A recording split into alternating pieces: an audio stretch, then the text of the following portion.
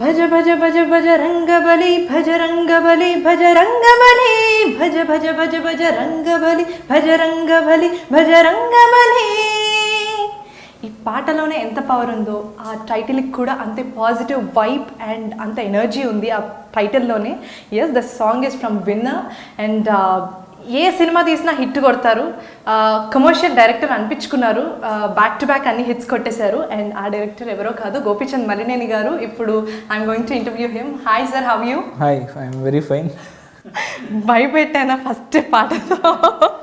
లేదు, నాకు ఈ song very all time favourite song. అంటే ట్యూన్ చేసేటప్పుడే ఒక వైబ్రేషన్ ఉంటుంది.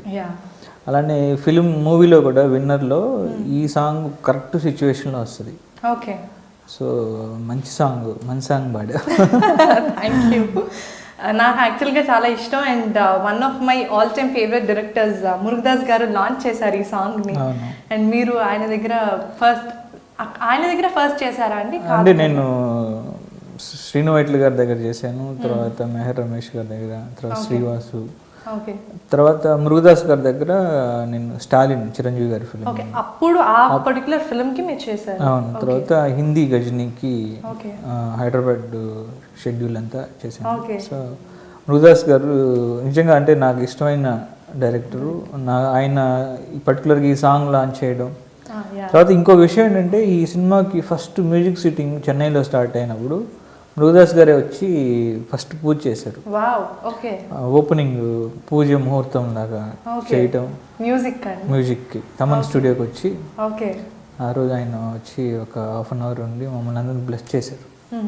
సో అక్కడి నుంచే ఈరోజు ఆడియో ఒక్కొక్క సాంగ్ ఒక్కొక్క డిఫరెంట్గా ఆడియో చాలా పెద్ద హిట్ అయింది.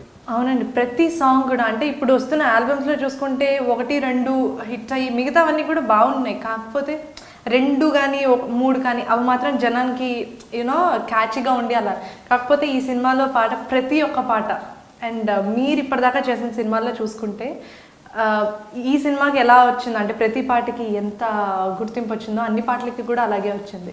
సో మీరు మ్యూజిక్కి ఎంత కేర్ తీసుకుంటారండి జనరల్గా? అంటే నాకు జనరల్గా ఏంటంటే అండి తమన్ తోటి నాకు మంచి వేవ్ లెంత్ ఉంది. మా ఇద్దరం అంటే బాగా బావా అనుకుంటూ మంచి ర్యాప్. నాకేం కావాలని తనకు తెలుసు, తను నాకు ఎలాంటి మ్యూజిక్ నేను ఎక్స్పెక్ట్ చేస్తాను అనేది తనకి తెలుసు. సో మా ఇద్దరు సూపర్ వేవ్ లెంత్.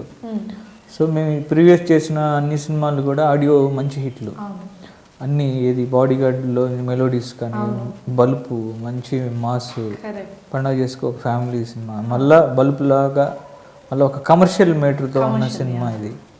సో నేను తమన్తో చెప్పాను, బాబా బల్పు మంచి ఆడియో, దాని మించి ఆడియో నాకు కావాలి. మనకి మంచి డ్యాన్సులు చేసే హీరో ఉన్నాడు తేజు, అలానే రకుల్, వీళ్ళిద్దరి మీద మంచి పేరిళ్ళు. వీళ్ళిద్దరు రకుల్ తేజు చేస్తున్నారు అంటే మంచి కాంబినేషనే, ఫ్రెష్ కాంబినేషన్. ఆ రోజు బల్పు అప్పుడు రవితేజ గారు శృతి హాసన్ ఎలా ఫ్రెష్గా ఉందో దానికంటే వీళ్ళు ఇంకా ఫ్రెష్. సో డెఫినెట్గా నీకు మనకి ఛాలెంజ్ బాబా, ప్రతి సాంగ్ ఛాలెంజ్, అలానే చేద్దాం అనుకోవటం. పర్టికులర్గా ఒక్కొక్క సాంగ్ ఇలా చేద్దాం అని అనుకోవటం. తమన్తో మ్యూజిక్ సిట్టింగ్ అంటే ముందు క్రికెట్తో స్టార్ట్ అవుతుంది. తర్వాత ముందు మేము ఫస్ట్ క్రికెట్ ఆడుకొని తర్వాత ఇలా మాటల్లోనే మధ్యలో మాట్లాడుకుంటూ ఇక్కడి నుంచి బాబా ఇప్పుడు డెఫినెట్గా ముందు క్రికెట్ ఆడుకొని తర్వాత స్లోగా తనతోటి ఎక్కువ ట్రావెల్ అవుతాం మేము.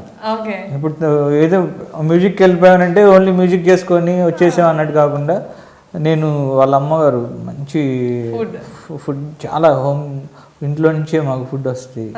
వాళ్ళ అమ్మగారు దగ్గరుండి తినమ్మా అంటే మాకు మంచి ఫుడ్ అంటే తనతో ఉన్న రిలేషన్ వచ్చి చాలా మంచి రిలేషన్. సో అప్పుడేంటంటే తమన్ను నాకు కావాలి, మా గోపి మా బావకి నేను చేస్తున్నాను, ప్రతి సాంగ్ బాగుండాలి అని అనుకోవటం, కరెక్ట్గా ఇద్దరు అలా అనుకొని చేయటం, మంచి సాంగ్స్ కుదిరినాయి. ప్రతి సాంగ్ కూడా ఈ పర్టికులర్గా ఈ సినిమాకి మేము వైజాగ్ వెళ్ళాం.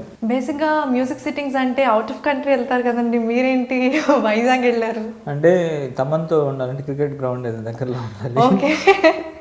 సో మేము వెళ్ళిన ప్లేస్లో ఏంటంటే గ్రౌండ్ ఒకటి ఉంది. సో అక్కడ ఇంకోటి ఏంటంటే మేము వెళ్ళిన ప్లేస్లో నెట్వర్క్ కూడా ఉండేది కదా, ఫోన్ కాల్స్ ఏమి ఉండేది కాదు.